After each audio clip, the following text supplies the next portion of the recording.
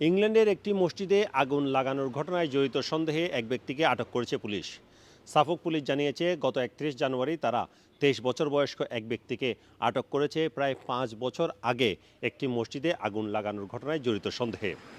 ২০১৯ সালের ১০ নভেম্বর রাত ১১:৪৫ সময় সাফক এলাকার হেবারহিল এলাকায় ক্যাম্পস রোডে অবস্থিত দ্য বেবান হাউস মস্কে আগুন লাগানোর ঘটনা ঘটে।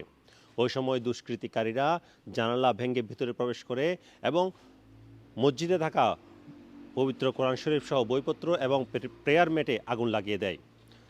আজকে পুলিশের পক্ষ থেকে জ্যাক ওকলে পিসি তিনি জানিয়েছেন, ঘটনাস্থলে যেদিন ঘটেছিল সেদিন তিনি ঘটনাস্থলে গিয়েছিলেন এবং সেদিন দেখেছেন মুসল্লিরা কীভাবে হতাশ হয়ে পড়েছে, আতঙ্কিত হয়ে পড়েছে।